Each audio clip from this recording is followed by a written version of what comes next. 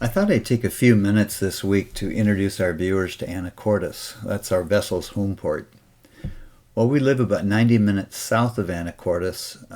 We've kept sailboats in one or another marina in this town off and on since the late 1960s. For the past 25 years, we've kept our current sailboat at Cap Sandy Marina. This public marina gets its name from the prominent cape, also referred to as Cap Sandy Head, at the entrance to the marina.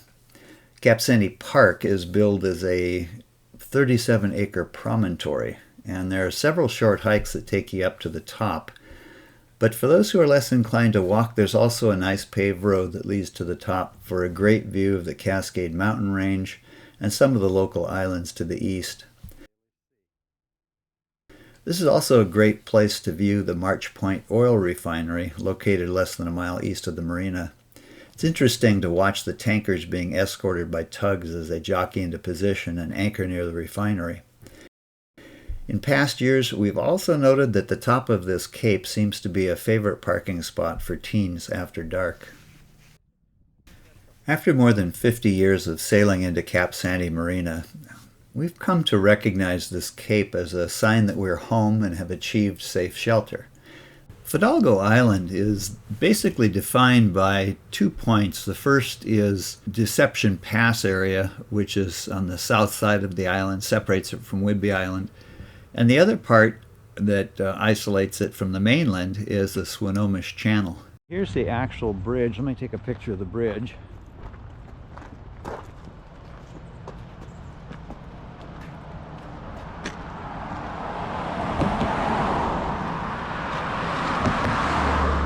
This is the bridge, and the bridge continues, hits a small island in the middle, and then continues on the other side. Salmon, that's what they're after.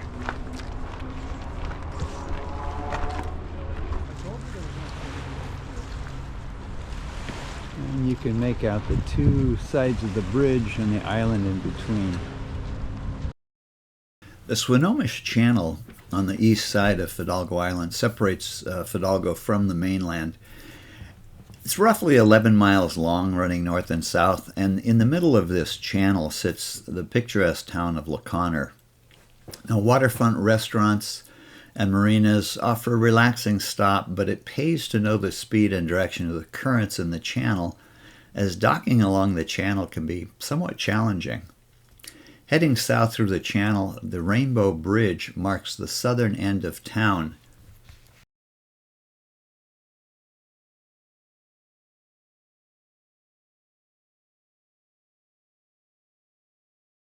Just to prove that Fidalgo is in fact an island, I've actually sailed all the way around the island on more than one occasion.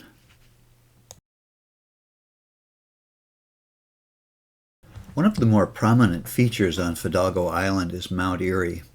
At 1,273 feet, Mount Erie is the highest point on the island.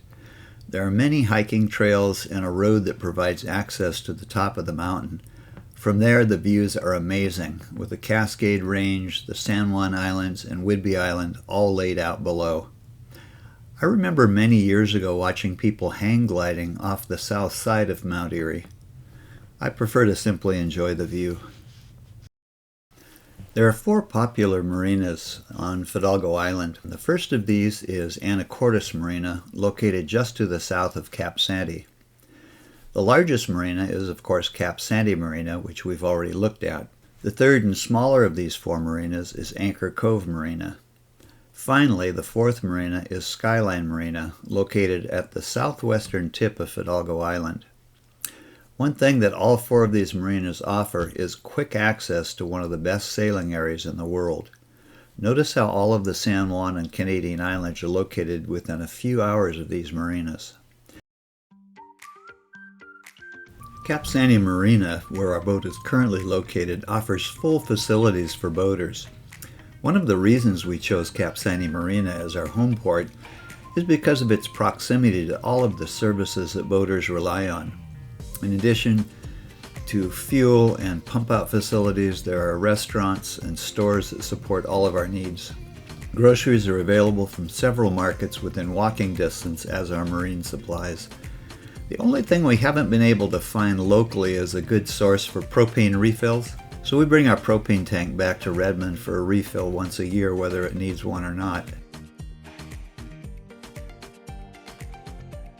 In addition to the main marine building, there's also a secondary building at the north end of the marina, and that building is also very conveniently located. You have marine chandleries, you have automotive shops, you even have 5 or 6 additional restaurants available, all within probably less than a quarter of a mile from the marina. You have everything from fast food to basic groceries. Very easy to pick up anything you happen to need on the spur of the moment. We even have library cards to the local library. One other place I wanted to share is Washington Park, located at the western tip of Fidalgo Island. There's a boat launch, park and camping facilities. In years past, we've actually pitched tents and enjoyed a warm summer evening under the stars.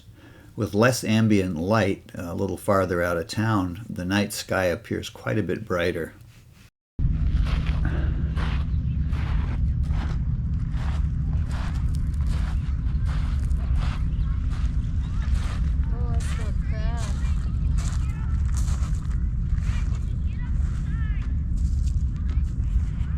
Another important landmark on Fidalgo Island is the state landing for the Washington State Ferry System.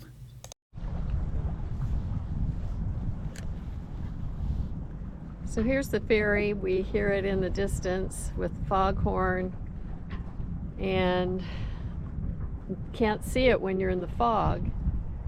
And these ferries can come right up at you without knowing where it's coming from.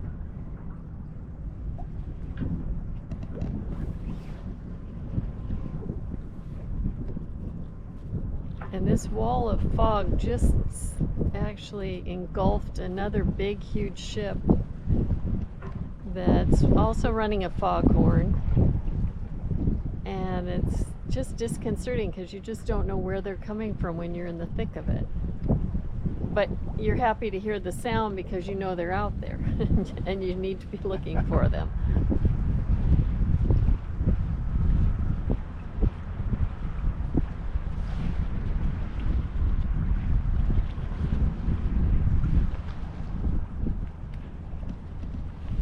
This is the fog sort of spreading on the shoreline.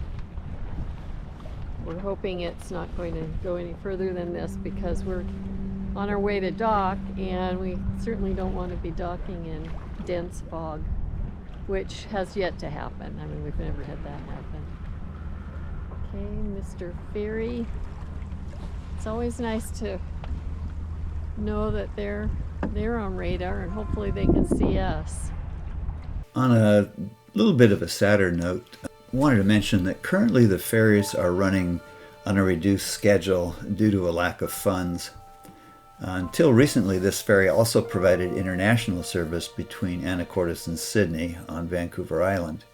Ultimately, the ferry funds were drained and the ferries were reduced, and as a result, there is some impact to businesses in Anacortes, as well as just generally the US and Canada as a result of this lack of service. Hopefully it will be restored at some time in the future. We can only hope. Now, on a much lighter note, another reason we chose Cap Sandy Marina is for the festivities. First off, it's got a farmer's market every Saturday from May to October, and they've got a special holiday market on the weekend before Thanksgiving, and in the winter months even, they've got a market once a month between January and April. Then in June, we have the Waterfront Festival, games and events throughout the marina. They build boats, they race boats, everything having to do with water. Then in July, there's the wonderful fireworks display on the 4th. It's nice to be able to watch the fireworks from the boat and then sleep in the following morning. And in August, the Arts and Crafts Fair in Anacortes takes over the streets. In addition to the artwork, It smells good with the food. There's live music, jazz and classical music. And then finally in September, they've got the Oyster Run. And that brings in between 10 and 15,000 bikers to Anacortes as part of the largest rally in the Pacific Northwest. And this is all to raise money for charity. Throughout the year, seasonal celebrations continuing the neighboring towns. So you've got things like the Tulip Festival and Fall Harvest Festivals. I mean, the fun never ends.